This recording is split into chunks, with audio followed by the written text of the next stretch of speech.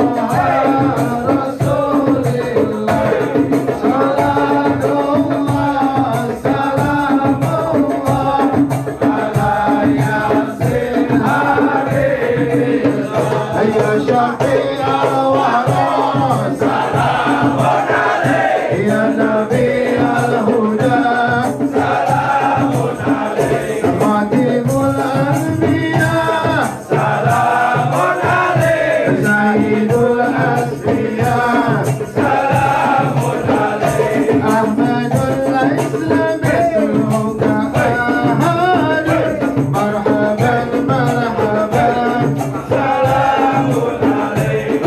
واجب حبك على الأخلاق ثم طيب الأولى سلام عليك يا شفيع الورى سلام عليك يا نبي الهدى سلام عليك سيد الأنبياء سلام عليك سيد الأنبياء سلام عليك آدم الخلق يشرف شورا أفضل الأنبياء سلام عليك بعد الواجبين للقرآن صاحب الابتداء سلام عليك يا شفيع الورى سلام عليك يا نبي الهدى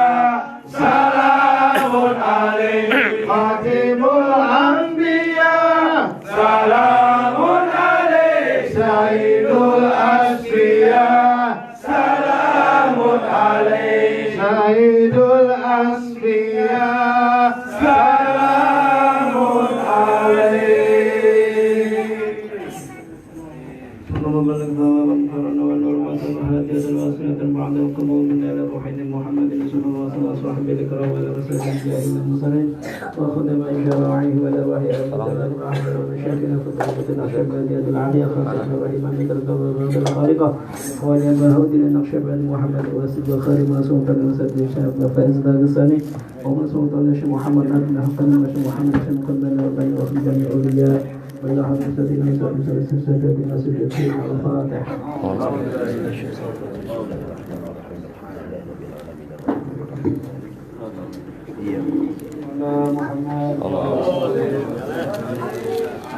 Jemaah Majelis Zikri yang alhamdulillah kita telah bersama-sama zikir khotam bacaan yang kita juga sudah menunaikan maulid dan hadrah. Insyaallah membawa keberkahan buat kita semuanya. Marilah selanjutnya kita bersama-sama kita akan melakukan bersama dengan penuh hikmah, mawaddah dan nasihat buat kita semuanya yang disampaikan oleh Al-Habib Asadullah pada beliau di sana.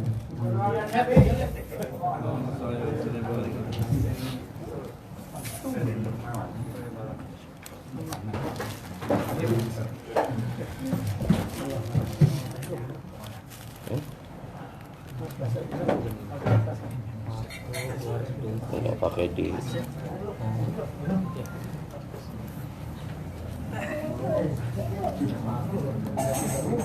Bismillah. Assalamualaikum warahmatullahi wabarakatuh. Waalaikumsalam warahmatullahi wabarakatuh.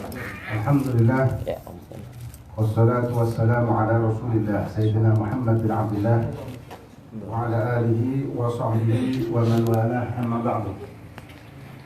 Alhamdulillah, berkat rahmat hidayah dan taufik dari Allah Subhanahu wa taala kita bisa bersama-sama berkumpul di majlis yang penuh dengan keberkahan, dengan kemuliaan, dengan kucuran rahmat dari Allah Subhanahu wa taala, dan moga-moga menjadikan wasilah bagi kita untuk diridhoi oleh Allah Subhanahu wa taala dan menjadikan wasilah bagi kita untuk semakin tambahnya mahabbah cinta kita kepada Allah, cinta kita kepada Nabi Muhammad SAW, cinta kita kepada ulama, cinta kita kepada syariat, dan moga-moga kelak bisa menjadikan kita layak untuk masuk ke dalam rombongan Nabi Muhammad SAW.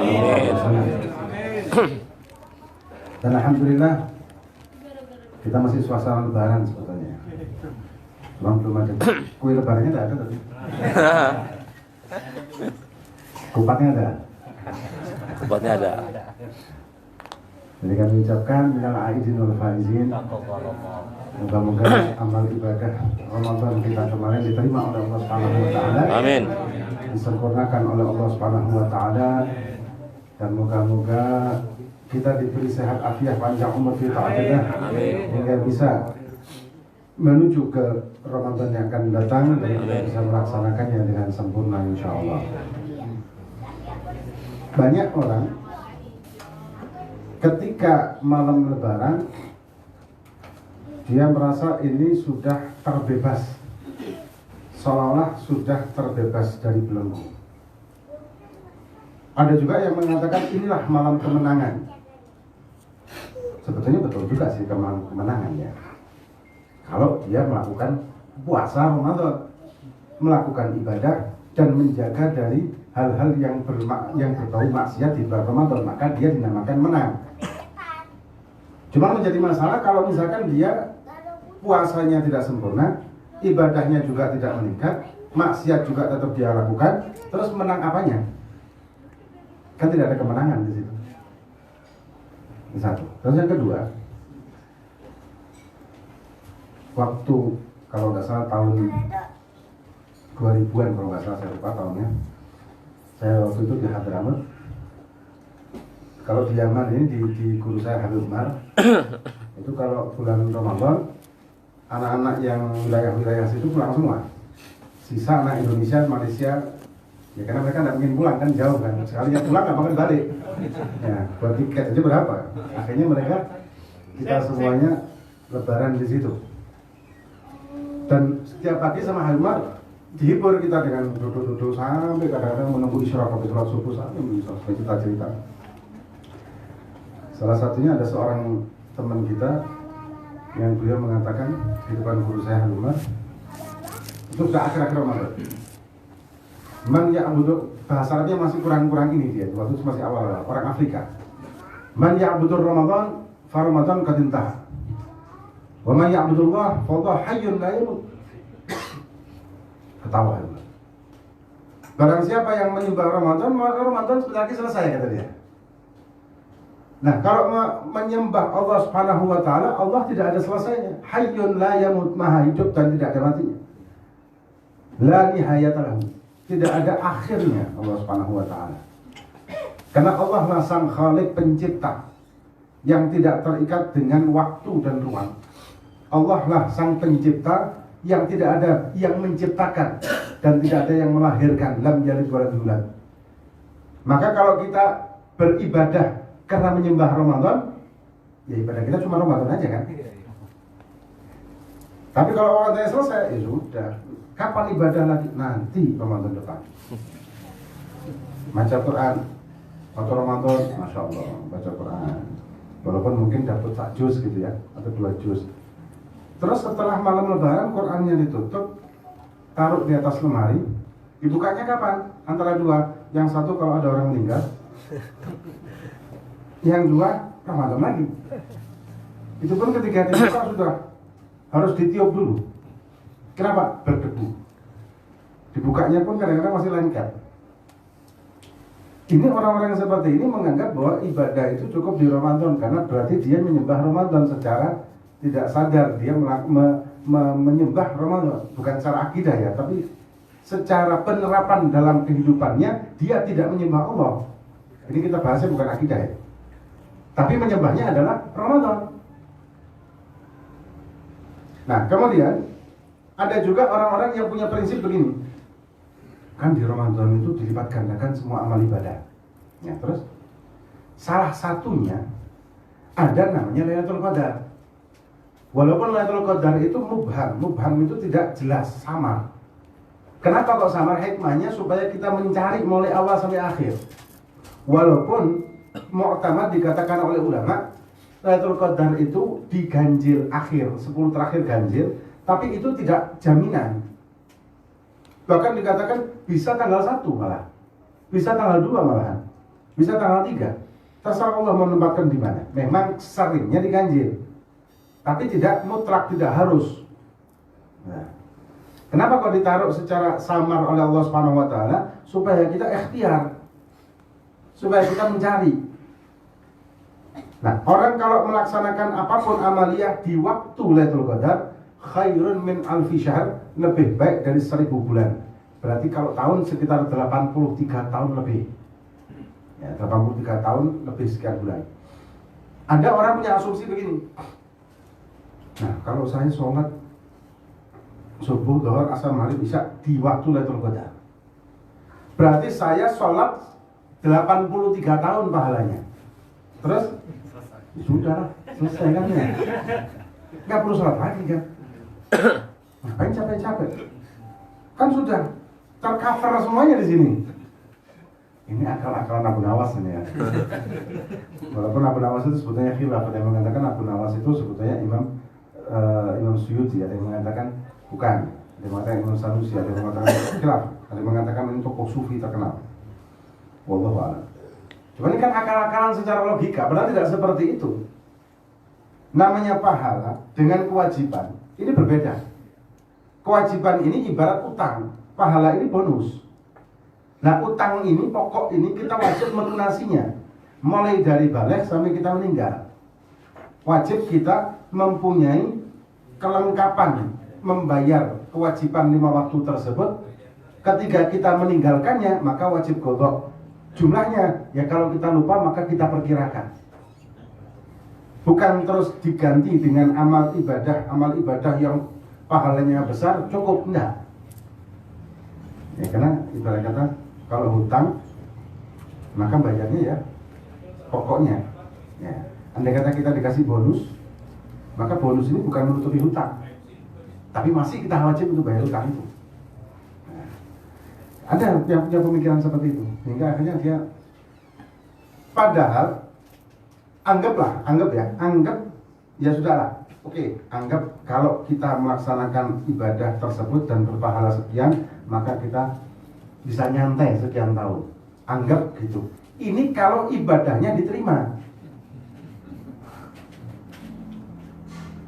A'maluna bainal gabuli waraddiha. Amal kita ini antara diterima atau ditolak. Apakah ada jaminan amal kita itu pasti diterima oleh Allah SWT? Sekelas kita, apakah memastikan? Sedangkan sekelas Sayyidina Umar Muhdhar. Sayyidina Umar Muhdhar ini wali besar, wali min awliyaillah dan kutub. Amalannya sehari tidak kurang dari 12.000 tasbih. Belum lagi amalan-amalan yang lain. Ya, amalannya sudah luar biasa. Beliau mengatakan, kalau aku yakin pasti diterima zikirku dan amalku, maka aku akan menjamu orang-orang talim semuanya. Beliau masih tidak pede kalau bahasa kita ya. Bukan berarti dia husnudzon sama Allah, enggak. Tapi dia memandang dirinya bukan dengan pandangan yang hebat.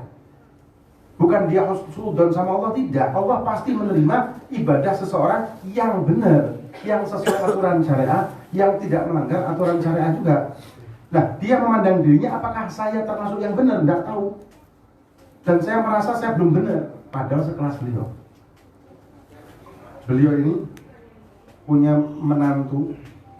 menantunya bernama Al-Habib Abdullah Al-Aidrus bin Abu Bakar As-Sakrani, yang pertama kali berjuluk Al-Idrus. Nah, Al-Habib Abdullah ini menikah dengan Hubabah Aisyah, putrinya dalam Muhdhar. Punya anak namanya Syekh Abu Bakar Al-Ajni, wali besar. Suatu saat Syekh Sa'ad namanya, dan namanya ulama namanya Syekh Sa'ad Al-Juwaini. Syekh Sa'ad Al-Juwaini ini umurnya panjang, 100 tahun lebih. Beliau, apa kalau bahasa Indonesianya, ngutang itu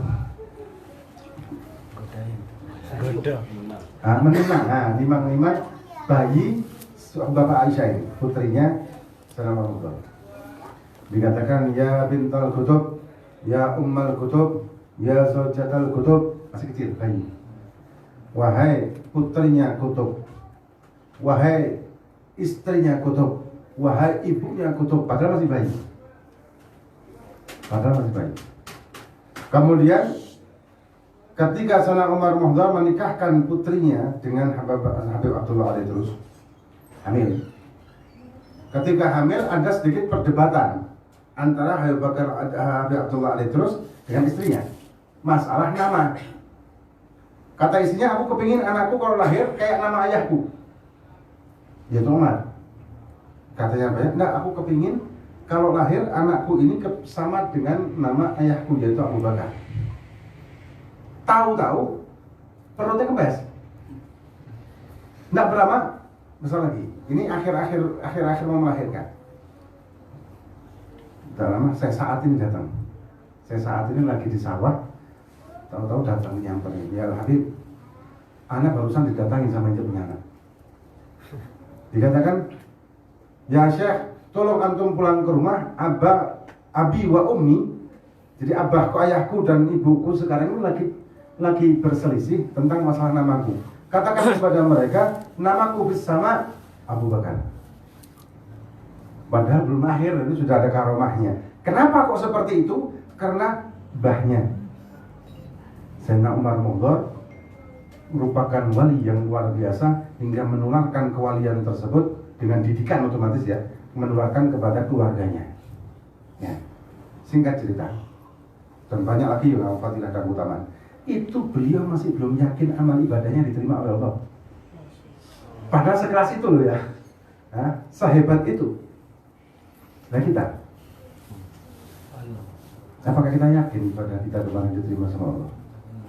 Apakah kita yakin puasa kita itu tidak batal? Dalam arti batal fadilahnya, batal pahalanya, batal keutamaannya, walaupun tidak batal puasanya secara syariat. Apakah kita yakin bahwa penyakit hati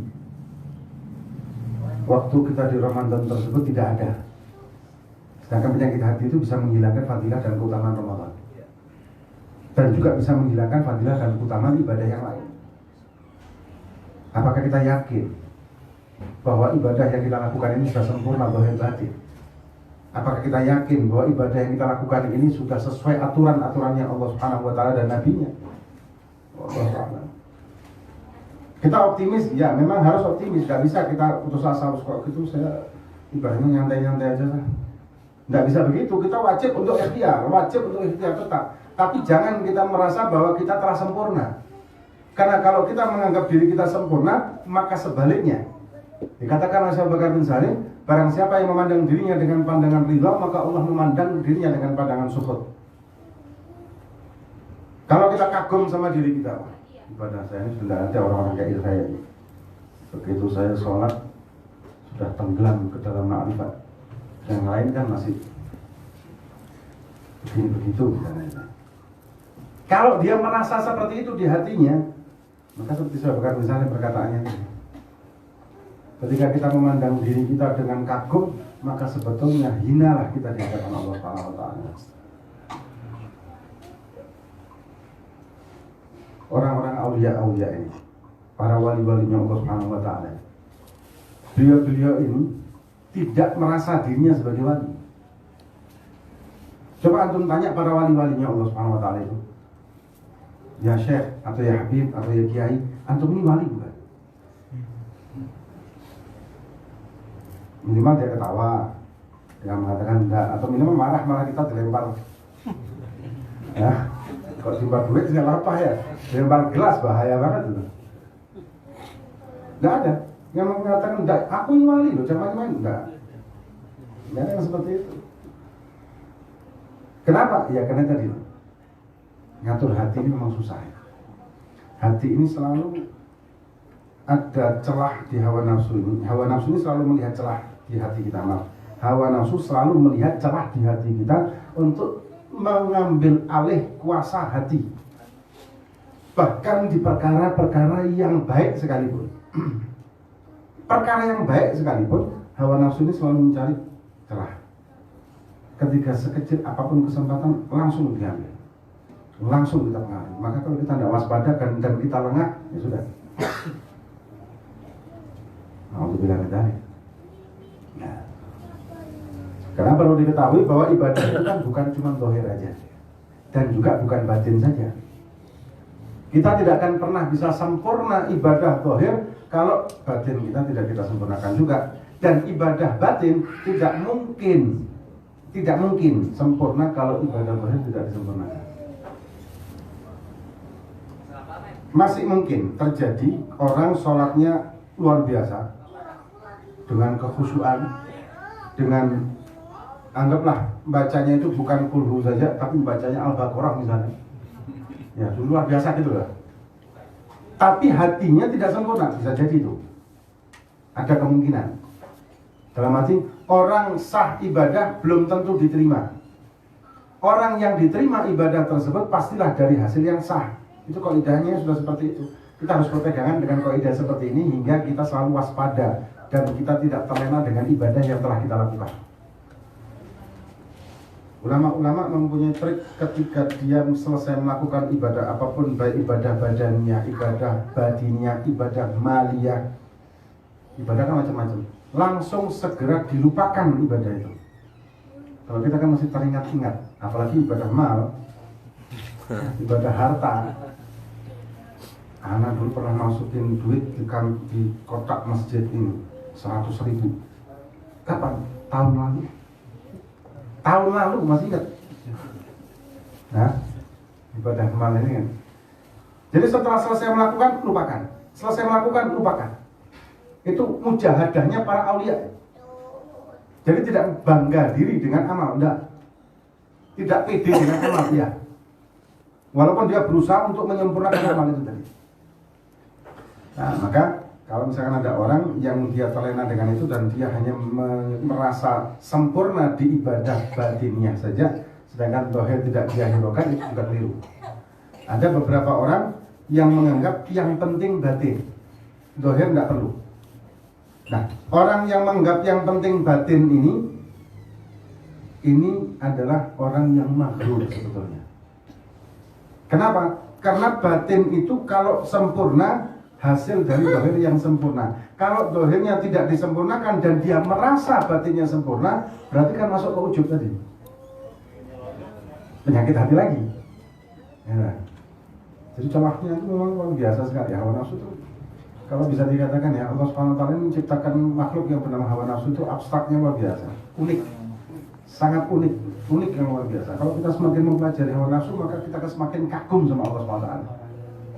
Bukan kita kagum sama hawa nafsu, tidak ya. Kita akan kagum sama Allah menciptakan begitu uniknya, luar biasa ini satu makhluk ini yang tidak bisa kita keluarkan dari tubuh kita, dari jiwa kita sampai mati. Jadi strateginya itu istimewa. Kayak strategi perang gitu mungkin ya. Tapi istimewa. Ya, jadi kita harus tetap waspada. Jangan kita terlena dengan ibadah yang sudah kita lakukan dan lupakan ketika kita sudah melakukan ibadah, dan selalu kita mempunyai tekad untuk meningkatkan ibadah di kemudian hari. Dan ini semua tidak akan kita bisa sempurna melakukannya tanpa bekal. Bekalnya apa? Ilmu. Tanpa ilmu mustahil kita bisa melakukan itu semua. Taklim ini penting. Taklim ilmu syariatnya Allah SWT itu sangat penting sekali. Baik itu tauhid, baik itu fikih, baik itu ilmu tasawuf, ini penting. Karena kita kan tidak bisa melakukan sesuatu dengan sempurna tanpa modal pengetahuan. Tukang kayu bikin meja yang indah pasti karena dia belajar dulu cara bikin kayu. Kalau ujuk-ujuk misalkan tukang kaca suruh bikin kayu, suruh bikin meja, atau tukang meja suruh bikin kaca, hancur. Atau tukang batu suruh motong kaca misalkan, tanpa mempelajari dulu bagaimana memperlakukan kaca, ya hancur. Harus dipelajari dulu kan. Semuanya itu harus ada taklimnya untuk sempurna melakukannya. Ya. Ini sedikit banyak tentang masalah yang harus kita waspadai ketika selesai Ramadan, dan juga ketika selesai melaksanakan ibadah yang lain. Jangan terlena. Dan tetap kita tingkatkan amal ibadah kita kalau memang kita ingin mendapatkan ridhonya Allah SWT dan mendapatkan ma'rifah dari Allah SWT. Dan kalau kita menginginkan kelezatan mahabbah, cinta kepada Nabi kita Muhammad SAW dengan yang benar-benar mahabbah, maka ini yang harus kita lakukan. Karena cinta kepada Nabi itu apakah pasti cinta kepada Nabi? Belum tentu. Kadang-kadang bisa jadi orang ini cinta sama dirinya sendiri, tapi dia menganggap cinta sama Nabi. Kayak kita cinta sama istri lah. Cinta sama istri, apakah orang ini pasti cinta sama istrinya? Belum tentu juga. Kadang-kadang berarti orang ini cinta sama dirinya sendiri. Bisa juga terjadi begitu. Tapi dia menganggap bahwa dia sebetulnya cinta sama istri saya. Saya cinta sama istri saya. Padahal saya cinta sama saya sendiri. Saya cinta sama Kanjeng Nabi, saya cinta sama Rasulullah. Tapi padahal dia sebetulnya cinta sama diri sendiri. Buktinya apa? Innal muhib liman yuhib muti'u, ini tidak dilakukan. Kaidah ini tidak dilakukan, padahal itu kaidah mutlak bagi pecinta. tapi kenyataan tidak dilakukan. Nah, kemudian yang terakhir, ini kita sudah jam berapa nih? Wah, sudah malam. Nah, yang terakhir ada apa namanya satu hal yang bisa kita lakukan setelahnya kita melaksanakan bulan Ramadan sesuai dengan hadis Nabi Muhammad SAW. Barang siapa yang puasa Ramadan kemudian diikuti dengan puasa Syawal, maka pahalanya seperti puasa 1 tahun penuh. Nah, puasa Syawal ini dilakukan setelah tanggal 1 Syawal, karena tanggal 1 Syawal itu haram berpuasa. Yang haram berpuasa itu tanggal 1 Syawal, 10 Dzulhijjah dan ayam tasyrik 3, 11, 12 dan 13 Dzulhijjah itu haram berpuasa dan tidak sah walaupun qadha. Walaupun nadar sekalipun. Kalau orang nadar 1 tahun puasa, maka kecuali 5 ya. 1 tahun minus 5 ya. Nadarnya sah 1 tahun ya, tapi minus 5, jadi kurang 5. Bonus 5 ya. Diskon 5. Diskon 5 sebulan setelah Ramadan. Sebulan plus 5. Nah, kemudian afdolnya melaksanakannya itu mulai tanggal 2. 3, 4, 5, 6, 7. Nah, selesai. Nah, itu amalan-amalan orang-orang Hadramut juga sama dengan amalan-amalan orang kita zaman dulu. Maka itu di istilah di kita ini kan ada hari raya Kupat. Ya, kalau di Jawa. Untuk Betawi juga kalau ada, masalah ada juga kan. Hari raya Kupat tanggal 8 ini sebetulnya mengikuti Hadramut. Orang-orang Hadramut itu mereka tanggal 1 Lebaran. Setelah itu tanggal 2-nya ya sama kayak Ramadan lagi suasananya. Suasana Ramadan sudah tidak ada yang bertamu-tamu, tidak ada. Sampai tanggal 7, tanggal 8-nya baru rame-rame lagi. Ya, cuma bedanya tidak ada kupat gitu aja. Nah, Yaman tidak ada kupat, kalau di sini masih beraneka ragam makanan di sini. Nah, kalau di sana ada. Di sana tidak ada kupat sama sekali. Nah, kemudian kalau tidak bisa, maka bisa kita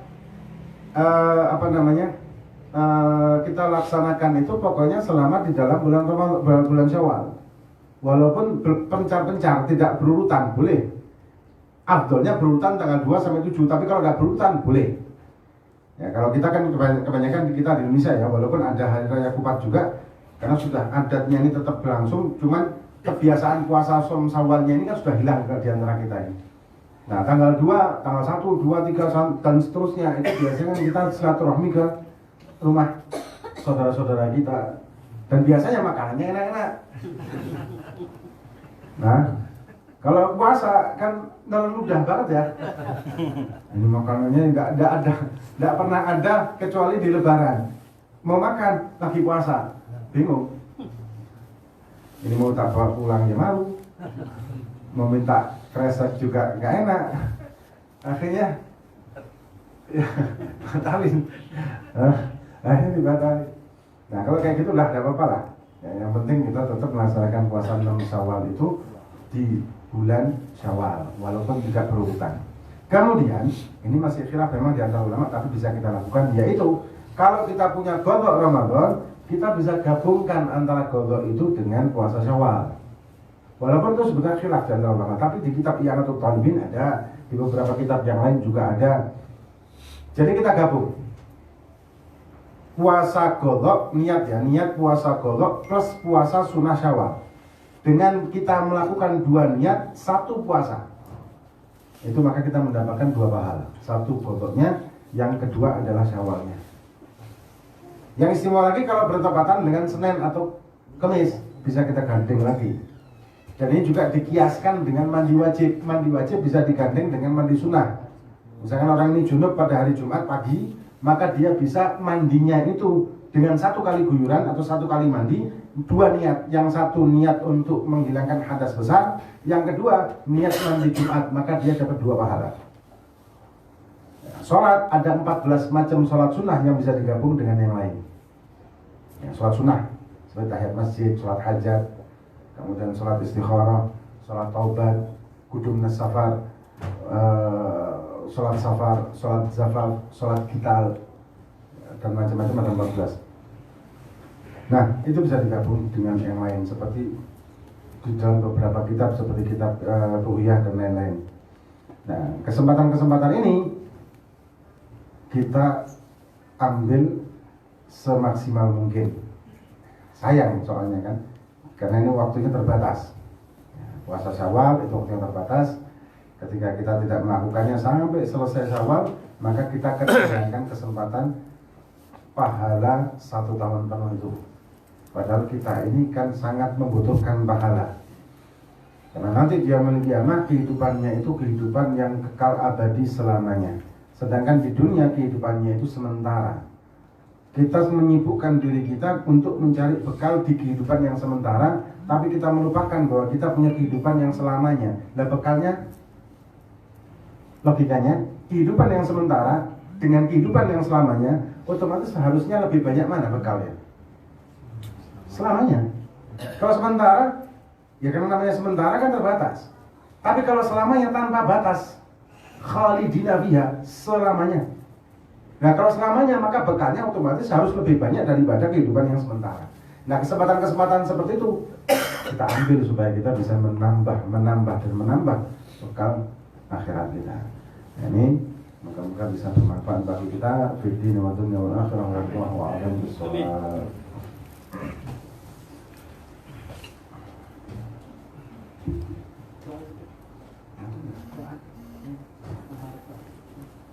Atau mungkin ada yang bertanya? Tadi yang kaidah tadi yang mencintai Nabi itu kaidah tadi artinya Kaidah pecinta. Boleh jelasin bahasa Indonesia? Hah? Kaidah pecinta tadi. Innal muhib liman yuhib muti'u. Bahasa Indonesia. Oh. Artinya Innam, sesungguhnya pecinta itu liman yuhib, kepada yang dia cintai itu muti'u, akan taat nurut. Ya.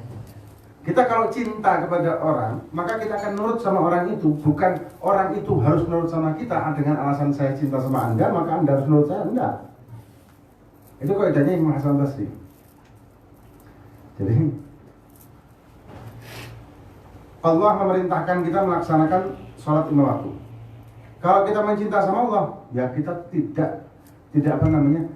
tidak menawar-nawar lagi.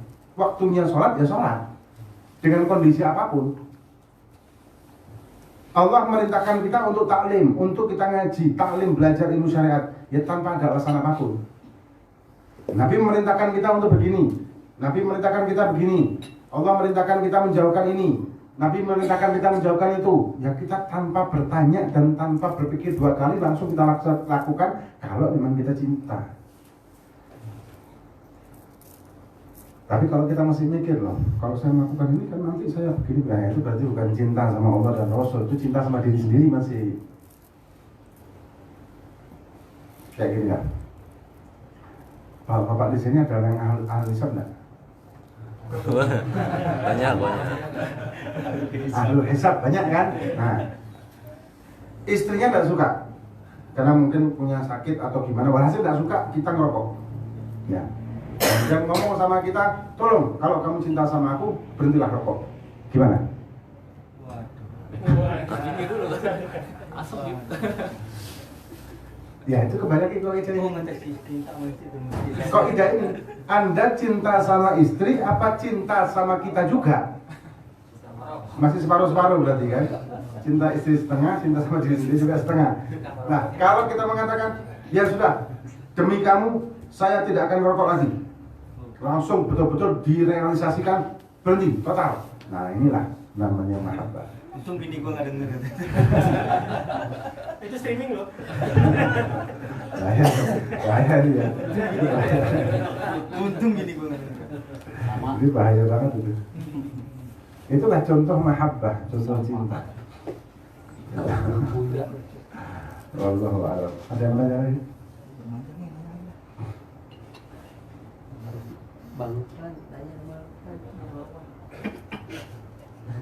Kaidah apa lagi, Bang? Kaidah jodoh dia mah. Jodoh. Bayu mau nanya. Saya Prabowo menang.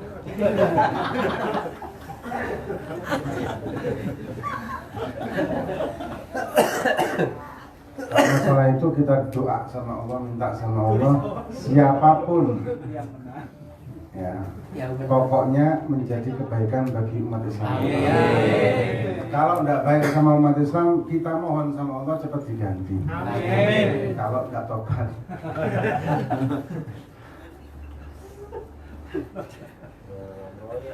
Tapi yang pasti begini, yang harus kita lakukan ya. Ini juga berkaitan dengan tadi. Sebenarnya tambahan terkena waktunya. Tambahan lagi apa? Amal ibadah kita itu bisa tertolak juga karena kita saling bermusuhan. Dan ini kan fakta zaman sekarang gitu. Kampreter cebonger ini. Hah? Musuhannya parah sekarang ini. Parah banget. Sampai ulama-ulama kita berani maki kok. Habaib berani kita maki karena beda masalah pencapresan ini. Ini ngawur banget tuh. Jangan sampai tahap seperti itu. Jangan sampai tahap membenci sesama muslim. Kalau ini yang terjadi, maka kata Rasul, sholat kita tidak akan sampai sibron. Sibron itu satu ginian, apa namanya, cengkil ya, jengkal. Sholat tertolak gara-gara apa? Al-ikhwan mutasoliman. Kalau permusuhannya karena masalah akidah, oke. Masalah kita misalkan ada orang Islam mengaku Islam tapi menyatakan ada Nabi setelah Nabi Muhammad, oh kita perangi. Nahi mungkar. Tidak bisa begitu. Islam sudah jelas, akidah jelas. Nabinya Nabi Muhammad titik. Kalau Anda kepingin Nabi yang lain selain Nabi Muhammad, silahkan bikin agama lain dan kita tidak akan musik-musik. Kita harus punya prinsip saling menghormati, bukan membenarkan agama lain. Tapi harus kita menghormati perbedaan. Mau agamanya apa, Tuhannya bagaimana bentuknya, silakan. Yang penting jangan mengatakan bahwa saya orang Islam, karena Islam sudah ada aturannya sendiri. Ya. Tapi yang sekarang masalah pencapresan sampai pengajian ada yang bubar. Betul itu? Bubar, pengajian bubar sudah. Pengajian, bayangkan. Nanti kalau malaikat mungkar nakir kira-kira nanya enggak ya? Ente kampret apa cebong gitu. Kira-kira nanya gitu enggak malaikat mungkar nakir? Enggak kan?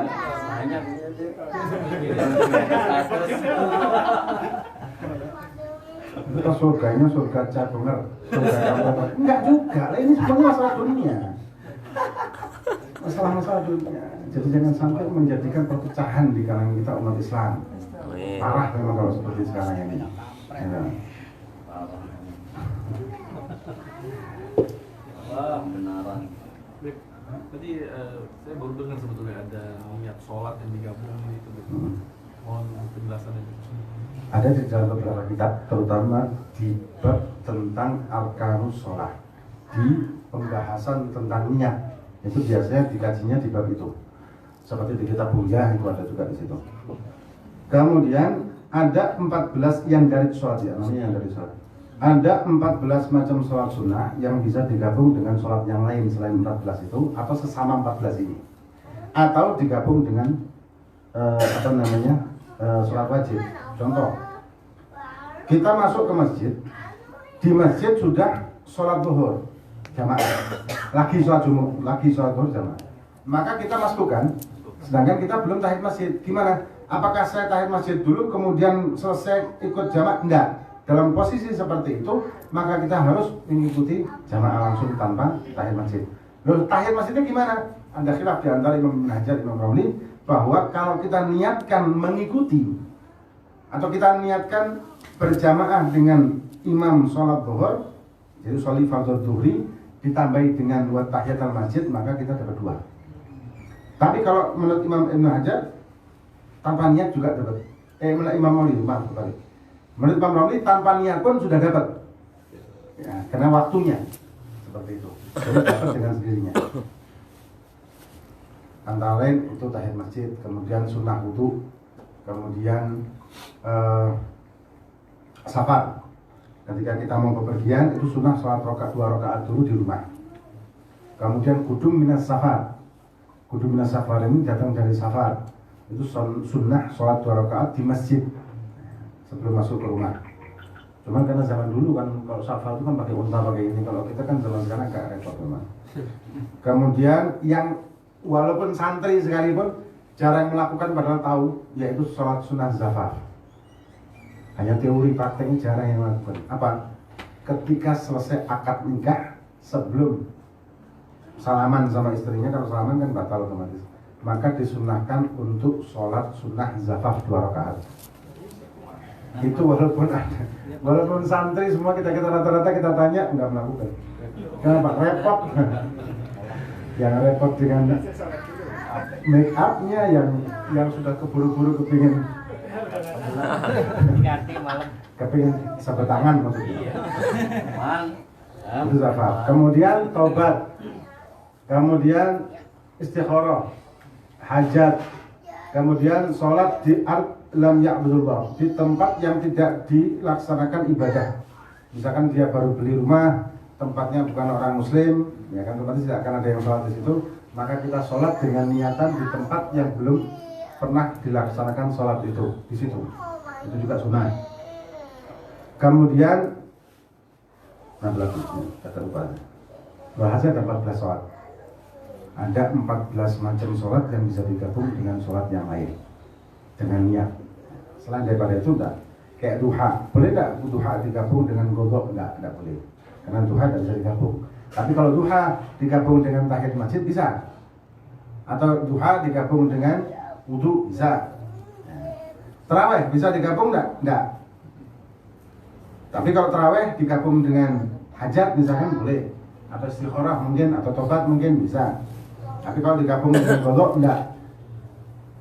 Cuma ada juga yang sholat tarawih ini, walaupun itu khilaful aula. Khilaful aula itu dalam kaidah fikih, kalau namanya khilaful aula berarti kalau tidak dilakukan lebih utama. Yaitu imamnya melaksanakan sholat tarawih, makmumnya godok subuh. Boleh. Ya, kalau bagi kita yang mungkin ada utang subuh banyak, ya lumayan. Ya kan lumayan kan, 1 hari 10 subuh kan. Kalau 1 bulan 30 sudah 300 subuh, hampir 1 tahun. Lumayan. Tapi nggak pakai konot. Kalau pakai konot ramai satu masjid. Ini aliran apa lagi?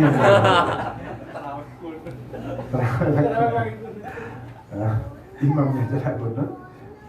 Boleh, tapi khilaful aula. Betul. Yang dari sholat. Yang selebihnya agak lupa sih. Ada lagi? Kalau puasa ayam ubid itu gugur nggak? Kalau misalnya kita udah puasa Syawal? Gugur enggak gugur. Oh, jadi masih bisa puasa ayam ubid, puasa Syawal juga? Digabung bisa. Oh. Puasa ayam ubid itu 13, 14 dan 15 tiap bulan. Kecuali Dzulhijjah. Kalau Dzulhijjah kan maksudnya ke tasyrik dan diharamkan, malah tidak sah dan diharamkan. Nah, kalau bertepatan kita mau puasa itu bertepatan tanggal 11, 12, 13, 14, 15 dengan puasa Syawal, maka kita gabung aja. Ya, kita gabung aja, maka kita mendapatkan 2 pahala puasa dengan 1 kali puasa. Atau kalau kita punya godok, ya gabung dengan godok juga. Atau ayam sud misalnya, ayam sud itu kan 28, 29 dan 30. Nah, akhir-akhir Syawal bisa kita gabung juga.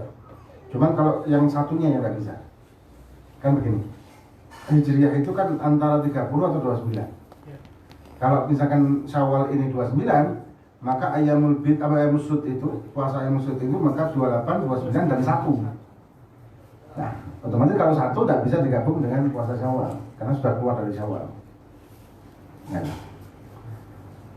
kalau ayam bid 13, 14, 16 kecuali 13 di bulan Dzulhijjah yang tidak boleh. 13-nya tok, yang 13-nya tok. Ada yang?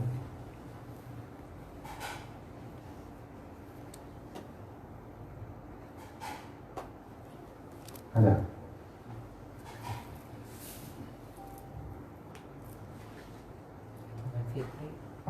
Jam ngantuk nanti jam 11. Wallahu a'lam bishawab. Fatihah lillahi wa kana fi Amin ya Allah. Al-Fatihah. Ya, karena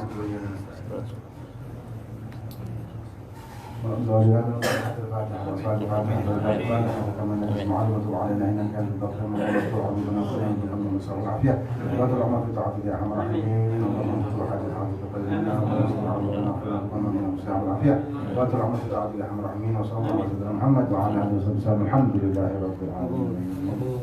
على سيدنا كائنات الصلوات اللهم صل على سيدنا محمد النبي الأمي وعلى آله وصحبه وسلم اللهم صل على سيدنا محمد النبي الأمي وعلى آله وصحبه وسلم اللهم صل على